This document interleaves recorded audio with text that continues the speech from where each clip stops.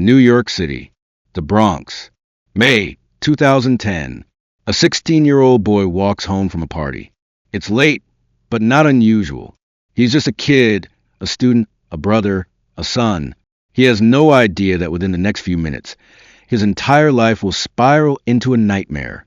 This is the story of Kalief Browder, a boy accused of a crime he didn't commit, trapped in a broken system, and lost inside the walls of Rikers Island.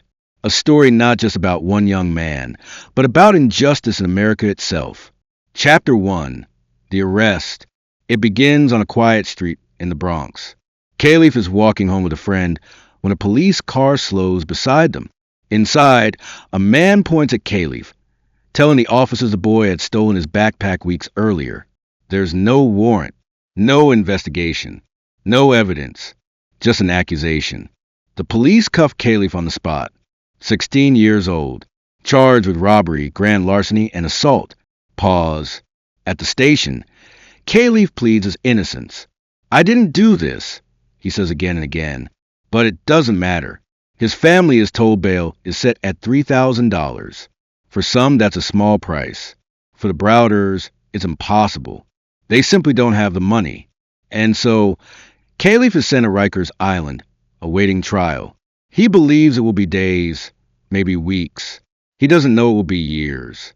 Chapter 2. Rikers Island. Rikers is not a place for children. It's one of the most dangerous jails in America, notorious for violence, gang rule, and brutality, not just from inmates, but from the guards themselves. Kalief, barely over 5 feet tall and weighing only 140 pounds, is thrown into a world of predators. Fights break out daily. He is beaten by other inmates, jumped in the hallways, cornered in the showers. The guards do not protect him. Sometimes they join in. Tense pause. Within months, Kalief is placed in solitary confinement, the Bing, as it's called, a 6-by-8-foot cell. 23 hours a day. No human contact.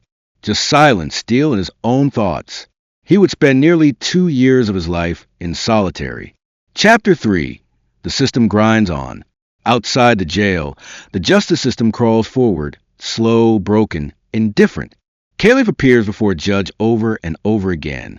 His trial is postponed again and again. The prosecutors are not ready. Witnesses vanish. Evidence is missing. Yet no one drops the charges. Each time, Kalief is offered a deal. Plead guilty and go home. But Kalief refuses. Every single time. He won't confess to something he didn't do. And so, he stays inside Rikers. Days turn to months. Months turn to years. 3 years gone. Chapter 4. Survival and Suspense. Imagine it.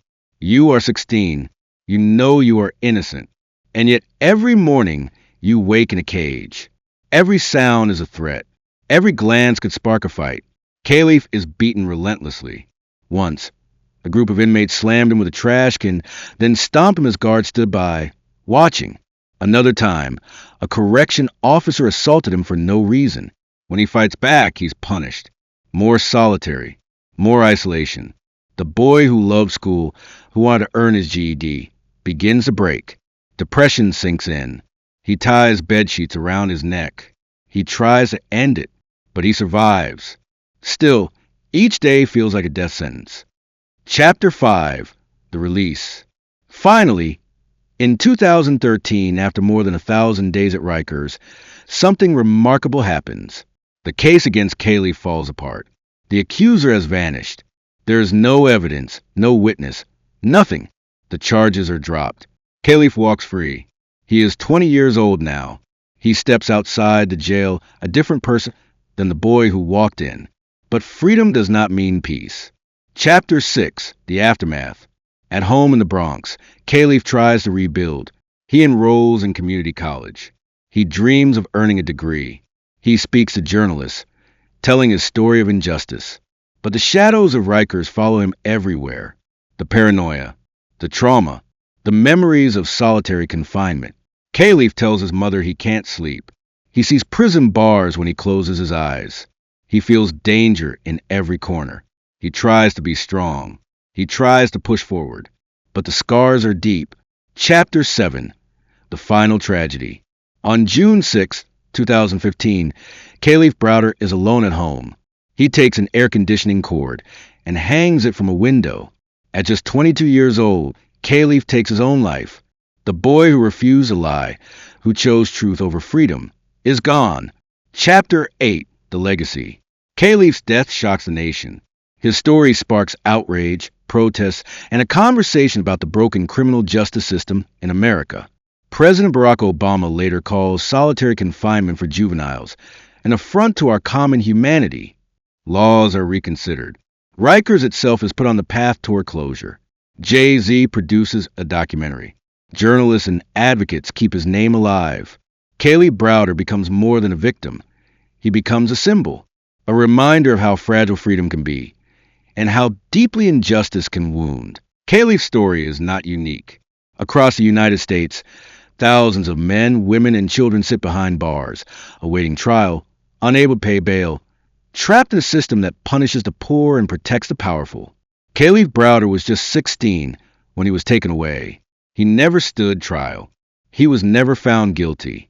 And yet, the system sentenced him to death, not in court, but in silence, neglect, and indifference. The question we must all ask is this: how many more Kaliefs will there be before the system changes?